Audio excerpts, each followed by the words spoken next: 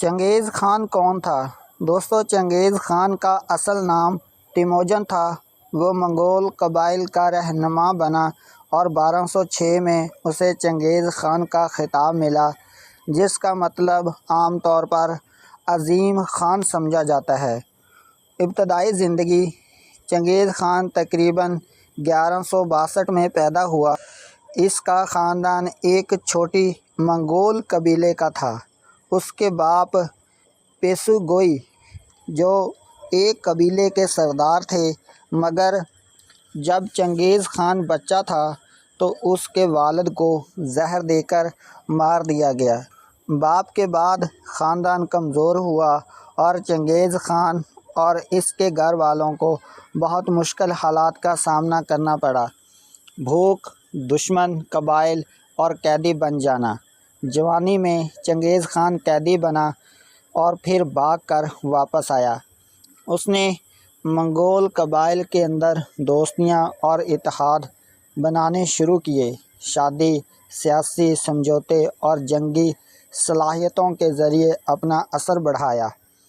دوستو، چنگیز خان نے مختلف قبائل کو یا تو جنگ کے ذریعے یا معاہدوں سے اپنے پیچھے جمع کیا۔ وہ طاقتور ساتھی چننے اور میرٹ یعنی کہ قابلیت کے اصول پر لوگوں کو اہم عہدے دیتا تھا، یعنی قبیلے کے بڑے خاندانوں کے بجائے قابل لوگوں کو بڑھا چڑھا کر رکھتا تھا۔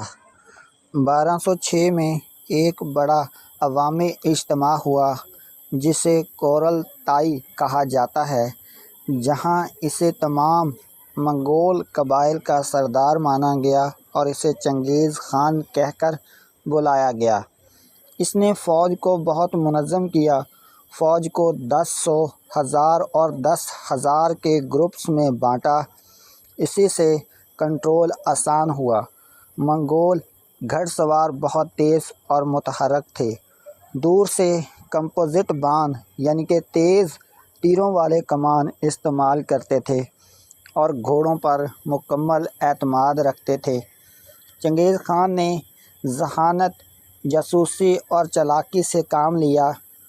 دشمن کے بارے میں پہلے سے معلومات اکٹھی کرنا، جاسوس بھیجنا اور نفسیاتی حکمت عملی جیسے شہروں کو خوف زدہ کرنا۔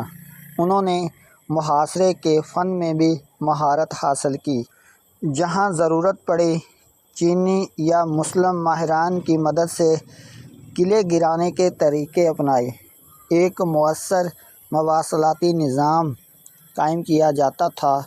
میلوں تک فارغ پیغامات بھیجے جاتے تھے۔ گھوڑے اور اسٹیشنز رکھے جاتے تھے۔ شمالی چین سلطنت اور بعد میں دوسری چین کی ریاستوں کے خلاف مہمات، وسطی اور مغربی ایشیا، خاص طور پر خوارزم شاہ کے خلاف 1219 سے 1221 کی مہم بہت بڑی اور تباہ کن تھی۔ انہیں تجارتی راستوں پر سفارتکار بھیجے گئے تھے جنہیں خوارزم نے بدسلوکی کی۔ چنگیز خان نے اس کا بدلہ سختی سے لیا، بڑے شہروں کو فتح کیا اور بہت تباہی مچائی۔ مجموعی طور پر چنگیز خان نے بڑی زمینیں فتح کیں اور ہزاروں لاکھوں لوگوں کی زندگیوں پر اثر ڈالا۔ تباہی کے علاوہ بڑے پیمانے پر نقل مکانی، غلامی اور آبادیاتی تبدیلیاں آئیں۔ موت کی تعداد کے اندازے مختلف ماہرین میں بدلتے ہیں۔ چنگیز خان نے ایک قانون کا نظام متعارف کروایا جسے یاسا کہا جاتا ہے۔ اس میں نظم و ضبط، فوجی ضباط اور ریاستی قوانین تھے۔ مذہبی برداشت: منگول روایتی طور پر بدھ یا شیمن تھے، مگر چنگیز خان نے عام طور پر مختلف مذاہب کے ساتھ برداشت دکھائی اور مذہبی رہنماؤں کو آزاد رکھا۔ چنگیز خان 1227 میں ویسٹرن سیہ کے خلاف مہم کے دوران فوت ہوا۔ بالآخر سبب معلوم نہیں، بیماری یا زخم یا حادثے کی وجہ سے۔ اس وقت وہ تقریباً 65 سال کے لگ بھگ تھا۔ اس کی لاش کو خفیہ طور پر دفن کیا گیا۔ کہا جاتا ہے کہ دفن کی جگہ جاننے والوں کو بھی مار دیا گیا تاکہ قبر خفیہ رکھی جائے۔ قبر آج بھی معلوم نہیں۔ اس کے مرنے کے بعد اس کے بیٹوں اور منگول لیڈروں نے سلطنت کو مختلف حصوں میں تقسیم کر دیا اور اس کے ذمہ دار لوگوں کو عظیم خان مانا گیا۔ اس سلطنت کا دائرہ وقت کے ساتھ مزید بڑھا۔ بعد کے خان مثلاً قبلائی خان نے چین میں یوان سلطنت قائم کی۔ چنگیز خان کی میراث۔ چنگیز خان ایک بہت پیچیدہ شخصیت تھے، طاقتور اور عسکری ماہر مگر بے رحم بھی۔ انہوں نے دنیا کا سب سے بڑا مربوط زمینی سلطنت کا آغاز کیا۔ اس کے دور کی فتوحات یورشیا میں لوگوں، سامان، خیالات اور بیماریوں کے تبادلے کو بہت تیز کیا، جس کے اثرات آنے والی صدیوں میں محسوس ہوئے۔ دوستو، تاریخ اسے بعض پہلو سے ایک عظیم فاتح اور حکمران کے طور پر جانتی ہے۔